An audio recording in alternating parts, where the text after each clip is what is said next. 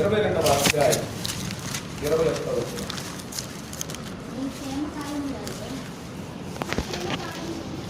నీ క్షేమకాలములో నీతో మాట్లాడుతున్న కాదు, నీవు విననని నీ వంటివి వినకపోవుటే నీ బాల్యము నుండి నీకు వాడుక సాధు.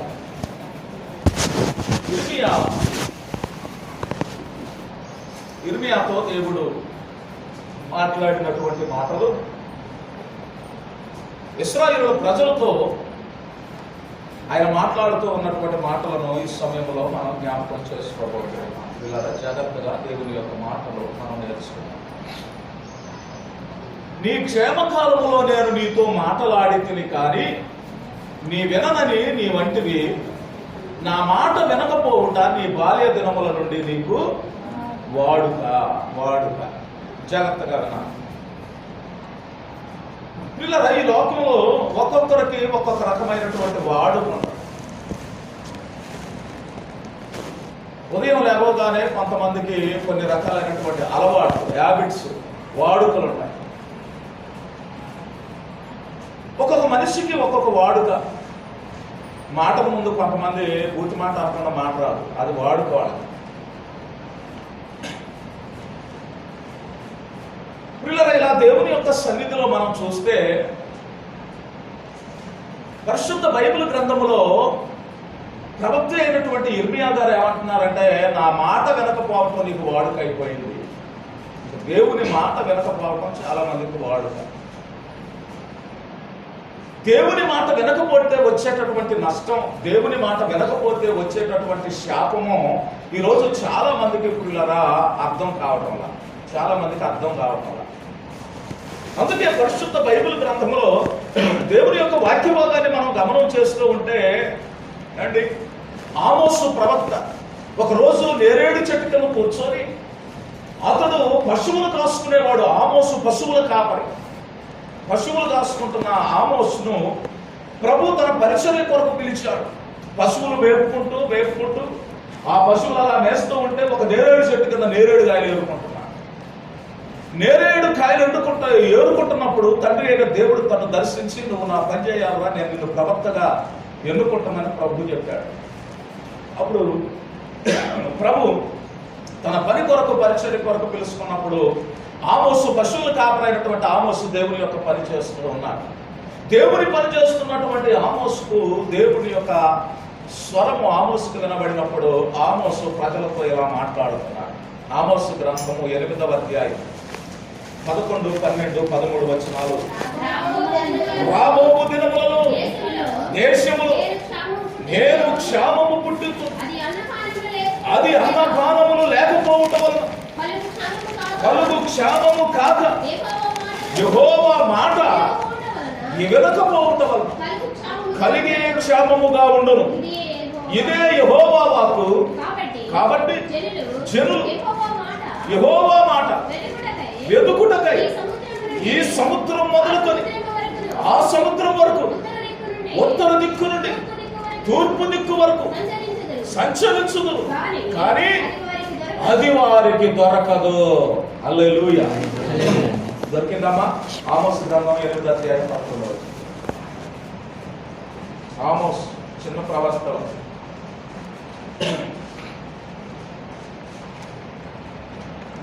ఆ దినములలో యెహోవా మాట వెతకటానికి ప్రజలట ఈ సముద్రం మొదలుకొని ఆ సముద్రం వరకు ఎదుగుతారట.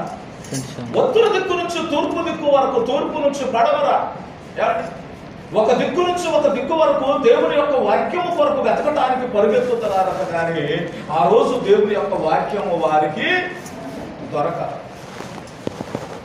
కానీ పిల్లరా, ఇర్మియా గ్రంథంలో ఎవరు రాయబడుతూ ఉన్నదంటే, ఇదిగో యెహోవా మీతో మాట్లాడుచున్నాడు, కానీ ఆయన మాట మీరు వినటం లేదు. ఆయన మాట వినకపోవటం మీకు వాడుకయ్యింది. ఆయన మాట్లాడేటప్పుడు వినటం లేదు. ఆయన మాట ఆగిపోయిన తర్వాత ఆయన స్వరం కొరకు చాలా మంది వెతికేవారు ఉన్నారు. మీకు అందరికీ తెలియవలసినటువంటి ఒక విషయాన్ని నేను మీకు తెలియజేస్తాను. మలాకి గ్రంథం మొదలుకొని మత్తయి సువార్త వరకు మధ్యలో 400 సంవత్సరాల కాలం గ్యాప్. ఆ గ్యాప్కి ఆ మధ్యలో ఉన్న తెల్ల పేపరు, ఒక తెల్ల పేపరు మనకు కనబడుతుంది. ఆ రెండు ఏమిటి ఆ తెల్ల పేపర్ అంటే 400 సంవత్సరాల కాలము దేవుని యొక్క స్వరము దేవుని పిల్లలు వెళ్ళ, దేవుని స్వరం ఆగిపోయినటువంటి కాలం, మౌన కాలం, దేవుడు మాట్లాడుట మారినటువంటి కాలం, దేవుని స్వరము వినబడనటువంటి కాలము. పురిలా ఏలి దినాల్లో దేవుని స్వరము ఆగిపోయింది, దేవుని మాట ఏలి దినాల్లో దేవుని మాట వినపడుతుంది. ఆ రోజు ప్రభువు ఆ మొదటి దినాల్లో ప్రభువు ప్రజలకు ప్రత్యక్షమై తన వాక్కును ప్రత్యక్షపరిచి వారితో మాట్లాడేవాడు. అబ్రహామా, ఏలి, యాకోబు, మోషే, దావీదు అని చెప్పి దేవుడు పేరు పెట్టి పిలిచేవాడు. దేవుడు తన ప్రజలను పేరు పెట్టి పిలిచినప్పుడు వాడు చిత్తము ప్రభువా నేనున్నా చెప్పండి అనేవాడు. అయితే ఏలి ప్రవక్తగా, యాజకుడుగా, ఇశ్రాయేలు ప్రజలకు యాజకుడుగా ప్రియులైన ఏలి ఆయన పనిచేస్తున్నటువంటి ఆ దినాల్లో దేవుని స్వరము వినబడటం ఆగిపోయింది. ఎందుకు అంటే ఏలి ఒక సరివైనటువంటి యాజకుడు కాదు, సేవకుడు కాదు. ఏలి సరివైనటువంటి భక్తి కలిగినటువంటి వాడు కాదు. పిల్లల ఏలి కుమారులు భయంకరమైన వ్యభిచారం. ఏలి భయంకరమైనటువంటి వాడు. దేవుని పిలుపు, దేవుని స్వరము ఆగిపోయింది. ఆగిపోయిన ఆ దినాల్లో అన్న దేవుని సన్నిధిలో మొక్కుబడి చేసుకుని ప్రార్థన చేసుకున్నప్పుడు అన్నకు సమూయేలును దేవుడు అనుగ్రహించాడు. ఆ అన్న ఒక మొక్కుబడి చేసుకున్నాయా, నువ్వు నా కుమారుని ఇస్తే వాడిని నేను పాలు విడిచిన దినాన్ని మందిరంలో పరిచర్యకి నేను వదిలేస్తానని మొక్కుబడి చేసుకున్నాను. ఆ పిల్లవాడు తీసుకొచ్చి దేవుని మందిరంలో వదిలిపెట్టినప్పుడు పురిలారా, ఆ పిల్లవాడు దేవుని మందిరంలో పరిచర్య చేస్తూ దేవుని మనస్సు మీద తలపెట్టుకొని నిద్రపోతూ ఉంటే దేవుని యెహోవా స్వరము మొట్టమొదటిగా ఆ దినాల్లో ఏమంటే కొన్ని వందల సంవత్సరాలు దేవుని స్వరం ఆగిపోయింది. మరలా సమూయేలు వినబడుతుంది. సమూయేలు సమూయేలు అని దేవుడు పిలిచాడు. ఎవరు అర్థం కాల, పరిగెత్తుకొని ఏలి దగ్గరికి వెళ్ళారు. ఏంటయ్యా నా ఏలిని వాడ, మీరు దాన్ని ఏమైనా పిలిచారా? నేనేం పిలవలేదు. సమూయేలు వెళ్ళి పడుకోను, చక్కగా అయ్యా పడుకో, బదలను కలిసిపోయా, పని చేశాం, పరిచర్య చేశాం, పడుకోలేదు, వచ్చి మళ్ళీ పడుకున్నాడు. మళ్ళీ దేవుని స్వరం సమయాలు సమయాలు మళ్ళీ పరిగెత్తుకొని వచ్చాడు. అయ్యా మళ్ళీ పిలిచారా మీరు? నేను మళ్ళీ పిలవలేదు.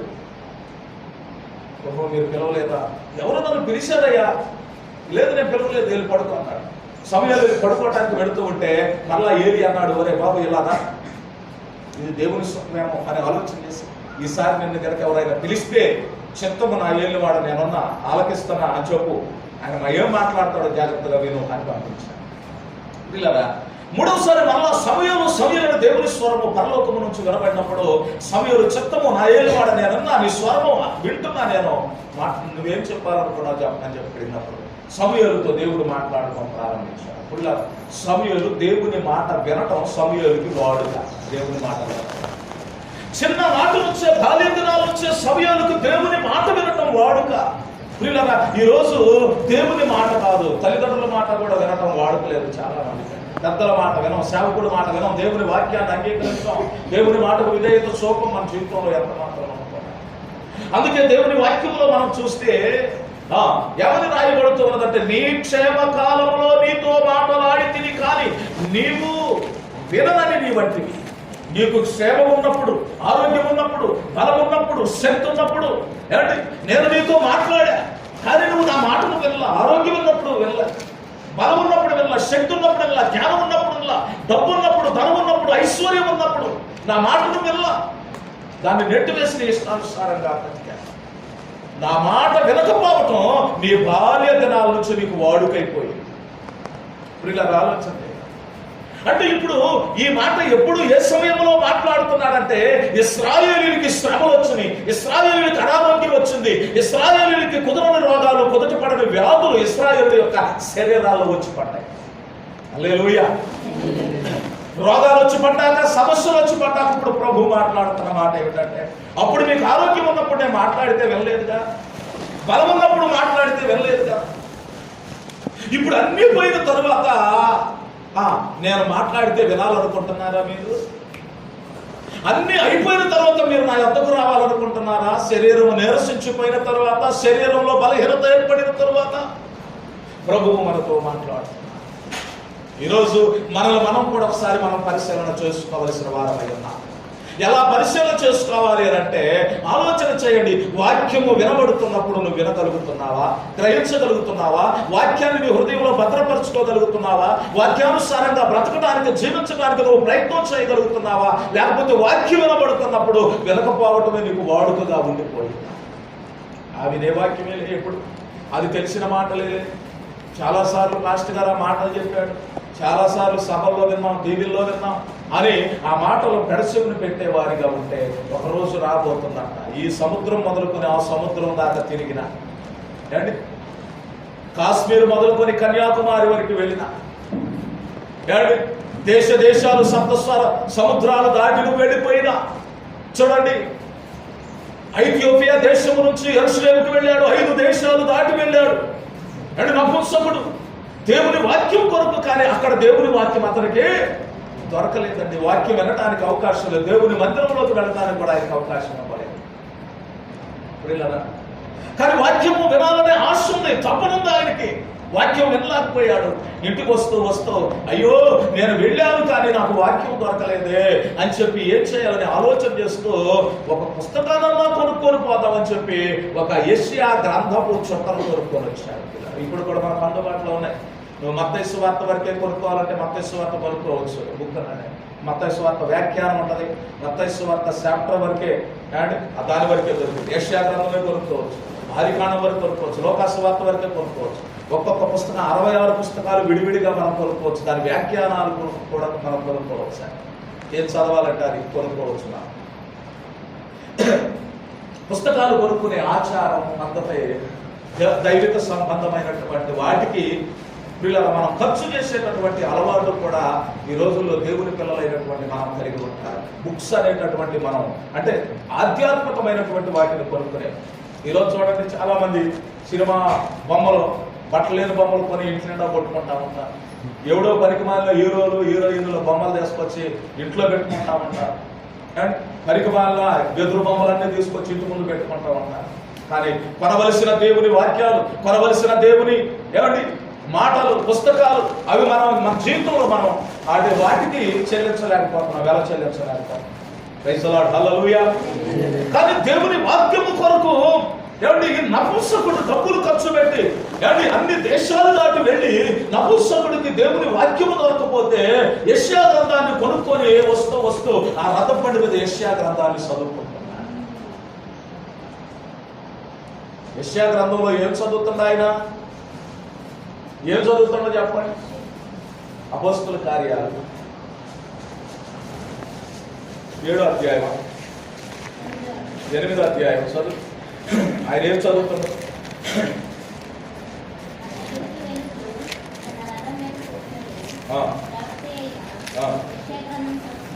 ప్రవక్త అయిన యెషయా గ్రంథము చదువుతున్నాడు.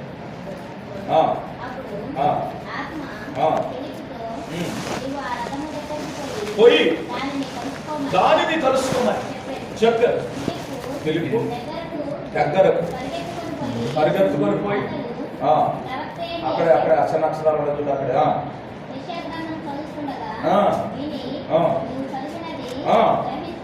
గ్రహించుచున్నావా అని అడగగా అతడు ఎవడైనా నాకు త్రావ సోపకుంటే 32, 33 చదవండి.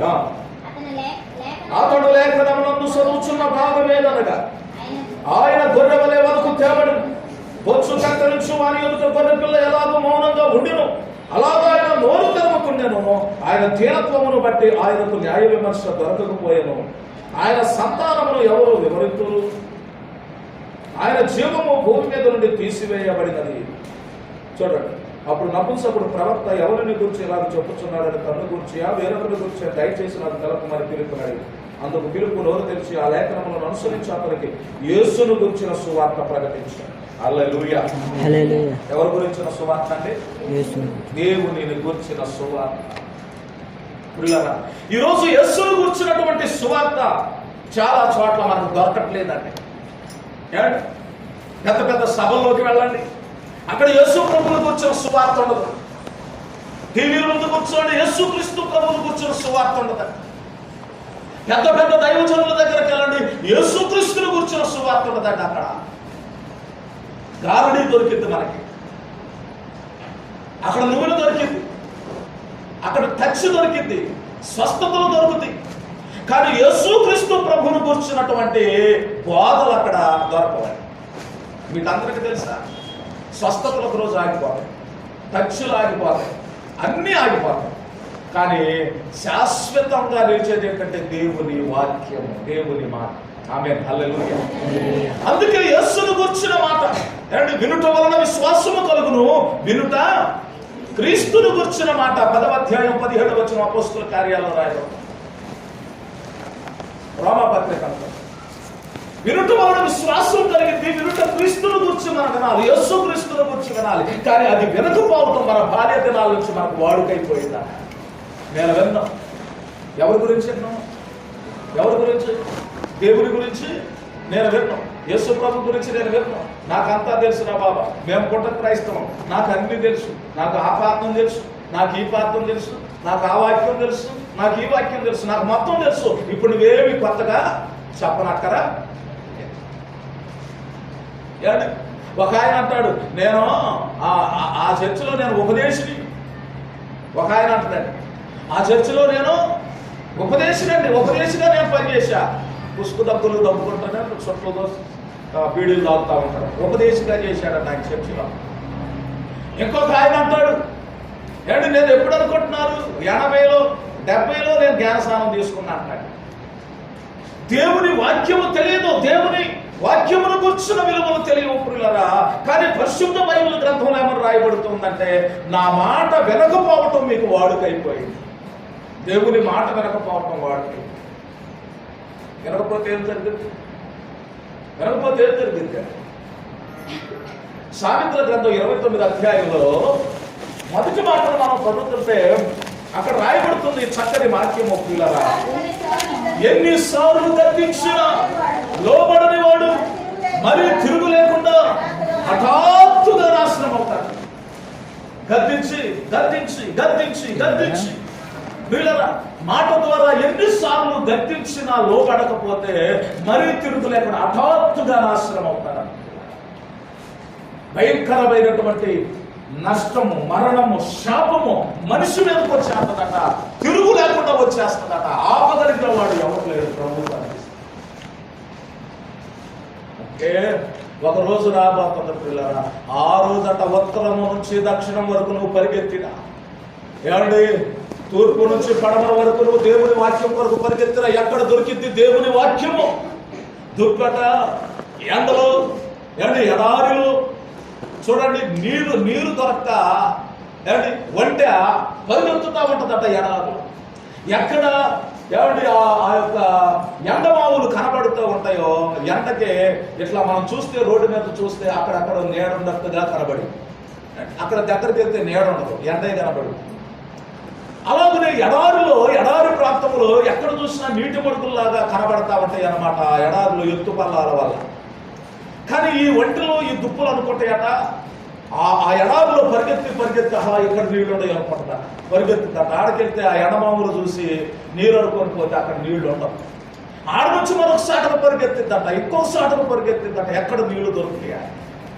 ఒకరోజు రాబోతుంది పిల్లరా, ఏమండి ఆ వాక్యం అనే నీటి కొరకు పరిగెత్తేటటువంటి రోజులు. ఆ రోజు ప్రకటించేవారు ఉండరు, వాక్యం బోధించేవారు ఉండరు పిల్లరా, సేవకులు ఉండరు, దేవుని పరిశుద్ధ బైబిల్ గ్రంథాలు ఉండవు.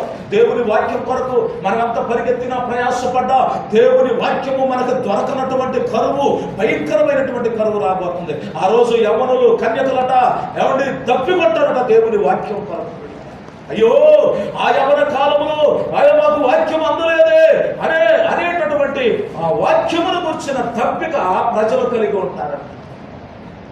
అదే అక్కడ ఆమోసు గ్రంథం 8వ అధ్యాయం 12-13 వచనాల్లో రాయబడుతున్నటువంటి మాట.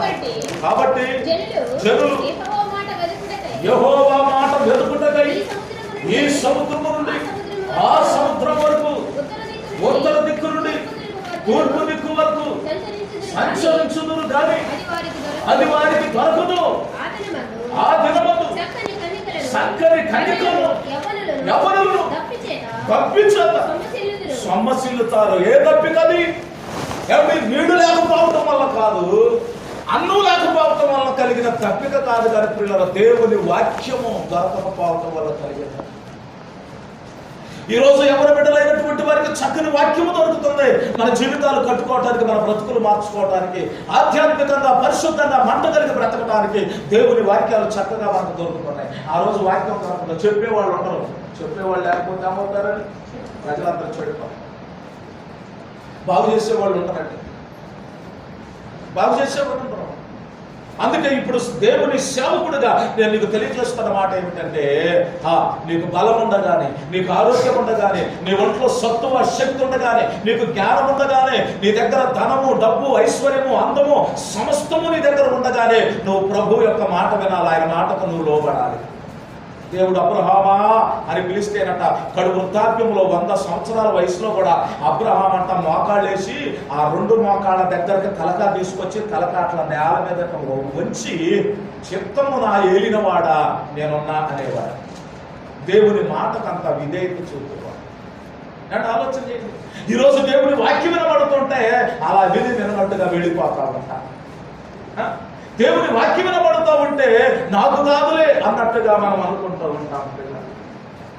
కానీ ఆ రోజు దేవుని యొక్క వాక్యం కొరకు ప్రజలు పరితపించిపోయారు. మీకు తెలుసా, యేసు ప్రభు గలిలయ సముద్ర తీర ప్రాంతంలో ఉన్నారంటే ప్రజలందరూ గుంపులు గుంపులుగా సముద్రం దగ్గరికి వెళ్ళేవారు.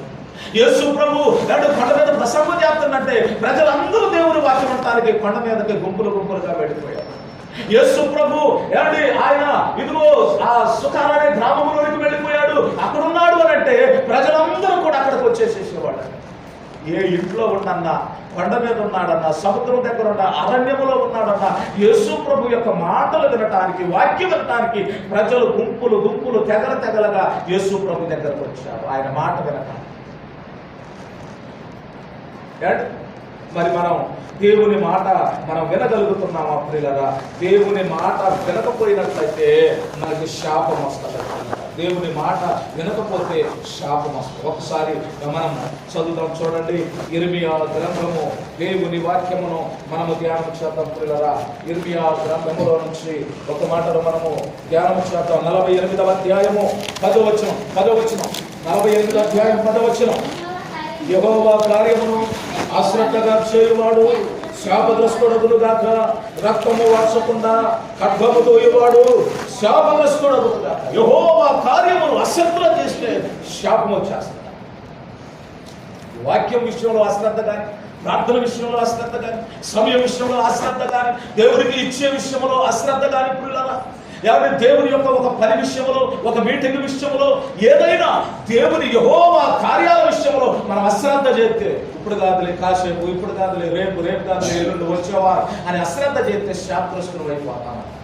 యెహోవా కార్యాలు అశ్రద్ధగా చేసేవాడు శాపగ్రస్తుడు అవుతాడు.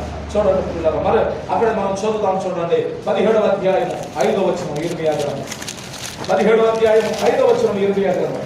యెహోవా ఇలాగ సెలవిచ్చుచున్నాడు, నరులను ఆశ్రయించి శరీరులను తనకు ఆధారంగా చేసుకునుచు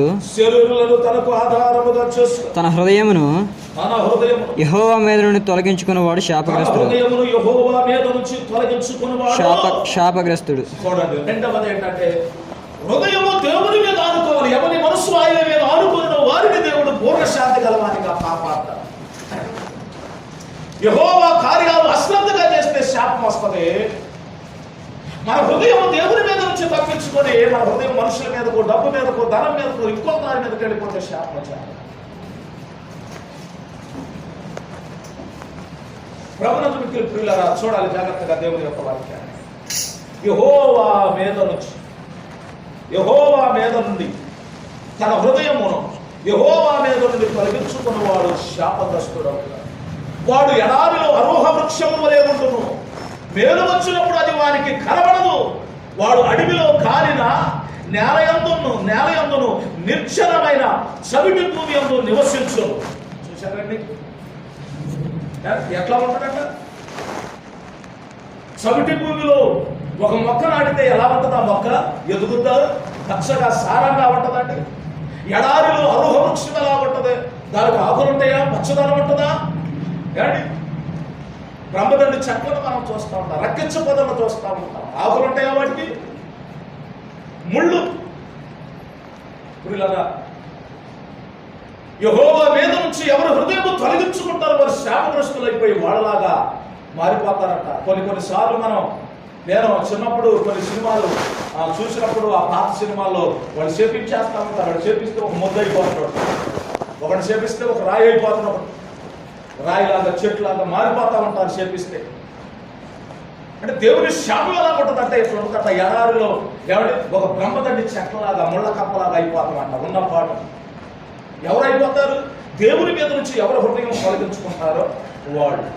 చూడండి, 3వ మాటను మనం చదువుతాం పిల్లరా. దేవుని యొక్క వాక్యం నిర్గమాకాండం 22వ అధ్యాయం 20వ వచనాన్ని మనం చదువుతాం. నిర్గమాకాండము 22వ అధ్యాయము 20వ వచనాన్ని మనం చదువుతాం. నిర్గమాకాండము 22వ అధ్యాయము 20వ వచనం. యెహోవాకు మాత్రమే కాక వేరొక దేవునికి బలి అర్పించువాడు శాపగ్రస్తుడు. ఎవరికి మనం మొక్కుకోవాలి, ఎవరికి మనం ప్రార్థన చేయాలంటే మన సృష్టికర్త మనల్ని పుట్టించినటువంటి దేవుడు ఎవరు? ఆ యెహోవా దేవుడికి మాత్రం మనం ప్రార్థన చేయాలి, మనం బలి అర్పించాలా, మన మొక్కుబడులు చెల్లించాలా, కానుకైనా ఆయనకే ఇవ్వాలి. ఇంకా దేనికి కూడా ఇవ్వడానికి వీల్లేదు. ఆయన మాట్లాడుతున్నటువంటి మాట జాగ్రత్తగా ఉండండి. యెహోవాకు తప్ప వేరొక దానికి బలి అర్పించువాడు శాపగ్రస్తుడైపోతాడు. మనం అర్పించే ప్రతిదీ దేవునికి మాత్రమే, జీవము గల దేవునికి మాత్రమే మనం ఇవ్వాలి. జీవము గల దేవునికి మాత్రమే మన అర్పణ చెల్లించాలి. అది దేవునికి ఇష్టము, దేవునికి అంగీకారము, అది మనకు ఆశీర్వాదం అవుతుంది. మన డబ్బు మనం సంపాదించింది, మనం కష్టపడింది దేనికి పడితే దానికి విచ్చలవిడిగా అంటే అక్రమంగా అన్యాయంగా దాన్ని ఖర్చు చేసేస్తే ప్రభు యొక్క ఆశీర్వాదం మన జీవితంలో ఎంత మాత్రం కూడా మనం పొందుకోలేమో.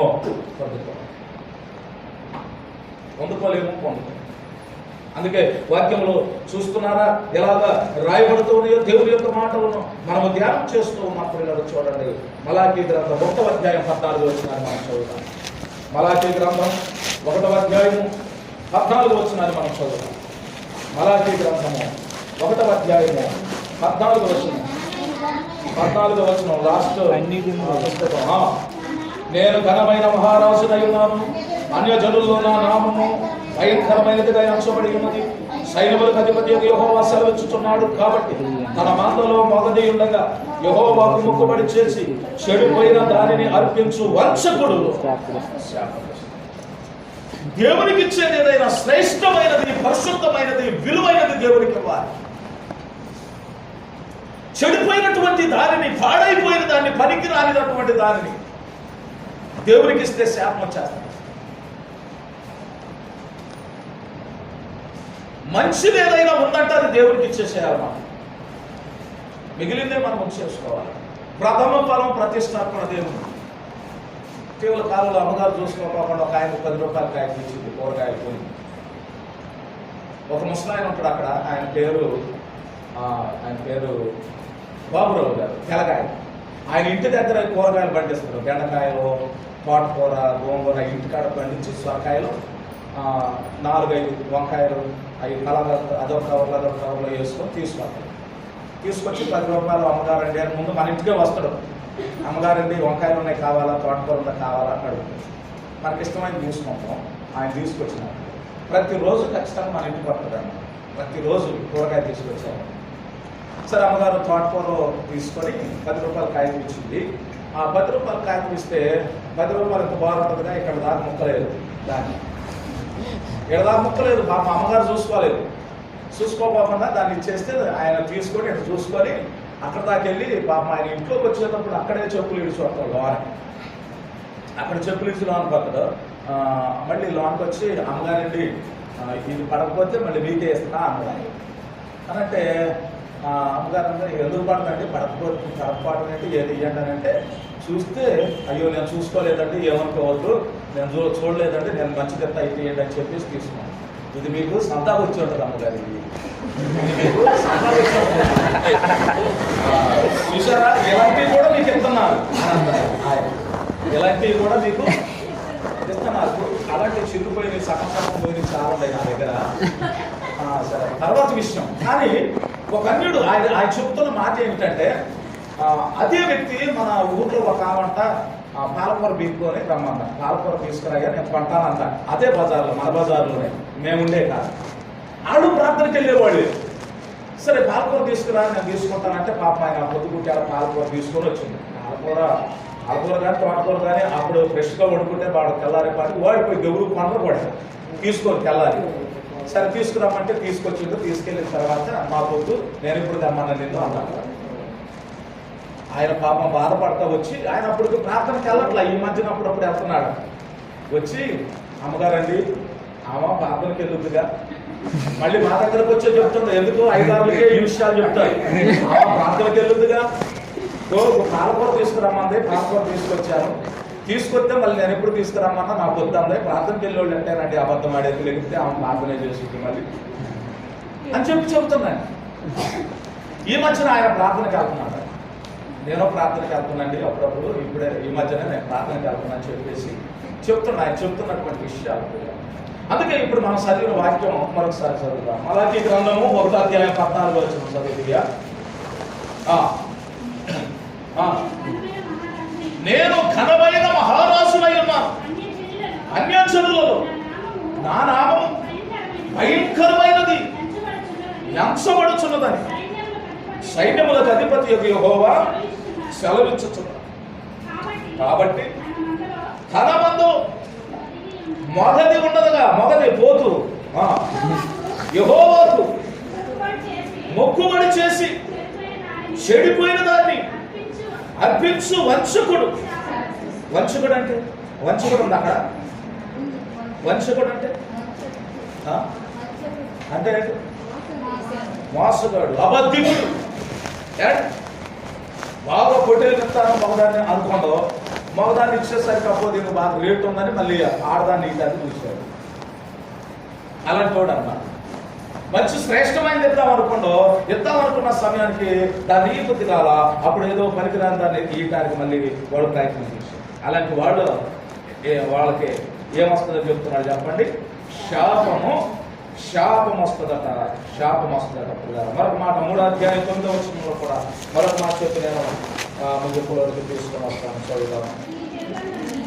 ఈ జనులందరూ నా యొక్క దొంగిలుచునే ఉన్నారు, మీరు శాపగ్రస్తులయ్యారు. దేవుని దగ్గర దొంగతనం చేసేవాడు కూడా శాపం వచ్చారు. దేవుని సొమ్ము దొంగిలిస్తే, దేవుని సొమ్ము తింటే కూడా శాపం వచ్చారు. ఏమవుతుంది? శాపం వస్తుంది. అందుకే దేవుని యొక్క సన్నిధిలో ప్రియులారా, ఈ రోజు మనుషుల మీద శాపము తాండవించడానికి గల కారణం, శాపము మనుషుల మీద ఉండటానికి, వారి కుటుంబాల మీద, పిల్లల మీద, ప్రియుల పనుల మీద, ఉద్యోగాల మీద, వ్యాపారాల మీద, వ్యవసాయాల మీద, పశువుల మీద శాపము అలా ఉండటానికి, తొలగిపోకుండా అలా ఆవరించి ఉండటానికి గల కారణం ఏమిటంటే ఇవే కారణాలు. యెహోవా మాట వినకపోవటం మనకు వాడుకైపోయి శాపము మన మీదే నిలబడుతుంది ఎక్కువగా. ఎలాగంటే ఇశ్రాయేలుల మీద పగలు మేఘస్తంభం, రాత్రి అగ్నిస్తంభం ఇశ్రాయేలులు పైకప్పుగా ఉండి ఎలా నడిపించిందో, ఈ రోజు మన మీద శాపం అలా ఉంది నడిపిస్తుంది. శాపము తొలగిపోవటం కారణం ఏమిటంటే దేవుని మాట వినకపోవటం మనకు వాడుకైపోయింది. అందుకే శాపం మనుషులు కనిపిస్తుంది. ఇంకొక మాట చెప్పి నేను ముగింపులోకి తీసుకొని వస్తా. చదువుతాం చూడండి దేవుని యొక్క వాక్య భాగాన్ని. యెహోషువ గ్రంథం 6వ అధ్యాయం 18వ వచనం. యెహోషువ గ్రంథం 6వ అధ్యాయం 18వ వచనం చూడండి. శపింపబడిన దానిలో కొంచెమైనను మీరు తీసుకున్న యెడల మీరు శాపగ్రస్తులైతారు. శపితమైంది మనం ముట్టుకోకూడదు. ఏదైనా శపితమైంది చెప్పండి, ముట్టుకోకూడదు. శపితమైంది, అసిద్ధమైంది, నిషిద్ధమైంది, శపితమైంది, హేయమైనది మనం ముట్టుకోకూడదు. దేవునికి ఏది హేయమైనదో అది మనం తీసుకోకూడదు. విగ్రహార్పితమైనది, విగ్రహాలకు బలిచ్చింది, అపవిత్రమైంది, అన్ని ఆచారాలు, సాంప్రదాయాలు, పద్ధతులు, మూఢనమ్మకాలతో కూడుకున్నటువంటి వాటిని మనం ముట్టుకోకూడదు. వాటి దగ్గరకు వెళ్ళకూడదు. అన్ని ఆచారాలు, సాంప్రదాయాలు ఇన్వాల్వ్ అవ్వకూడదు. మనం శాపం వచ్చేస్తాం.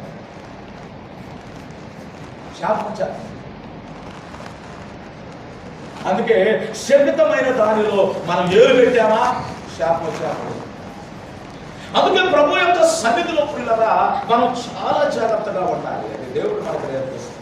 చివరిగా మరొక మాట నేను చెప్పి నేను దేవుడి యొక్క వాక్యాన్ని నేను ముగిస్తాను. కొరింథీయులకు రాసిన మొదటి పత్రిక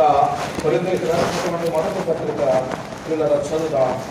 16వ అధ్యాయం 22వ వచనం. మొదటి కొరింథీ 16వ ఎవడైనాను 16వ అధ్యాయం 22వ వచనం. ఎవడైనా ప్రభువును ప్రేమింపకుంటే ఎవడైనాను ప్రభువును ప్రేమింపకుంటే వాడు శబ్దం ఎలా వస్తుందో ఎన్ని రకాలైన శాప దేవుని సెలవుతుంది. అందుకే దేవుని వాక్యము సెలవిస్తుంది, నీ క్షేమ కాలములో నేను నీతో మాట్లాడింది కానీ నీవు వినను అని నీ వంటివి. క్షేమ కాలంలో నేను నీతో మాట్లాడా, నువ్వు విననని నీవు నాకు. దేవుడు మనతో అంటున్నాడు. క్షేమం ఉన్నప్పుడు దేవుని మాట అంటారు. చెప్పండి అమ్మ, చెప్పాలి. క్షేమం ఉన్నప్పుడు, బలం ఉన్నప్పుడు, ఆరోగ్యం ఉన్నప్పుడు దేవుని మాట మనం వింటున్నాం.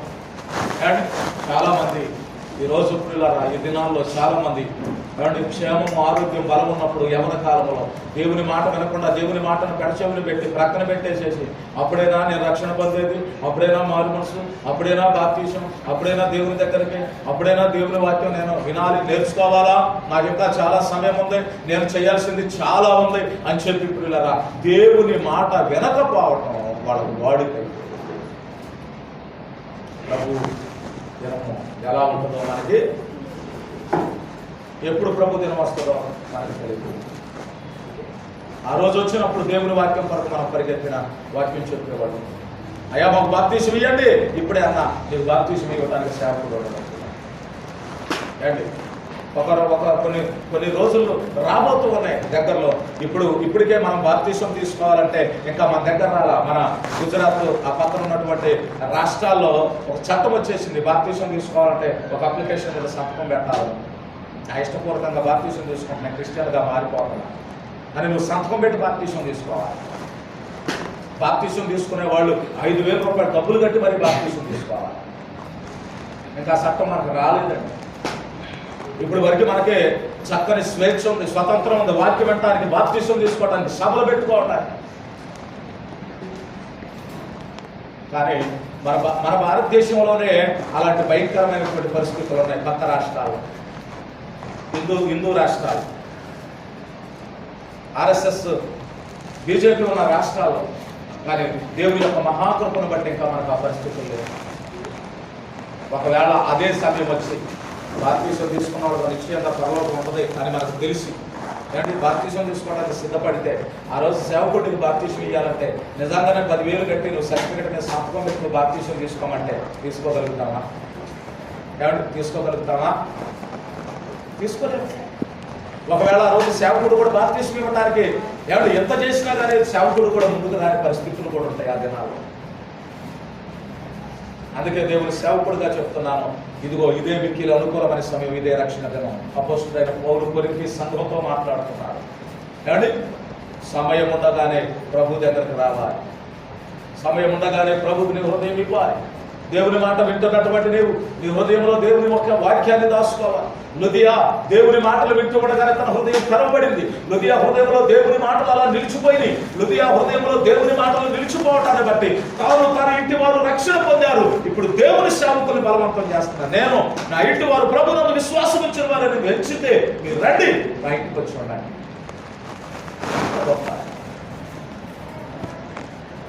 నీ వెంటనే దేవుని మాట నీ హృదయంలో ఉందా? దేవుని మాట ఒకసారి నిన్ను నువ్వు పరీక్ష చేసుకో.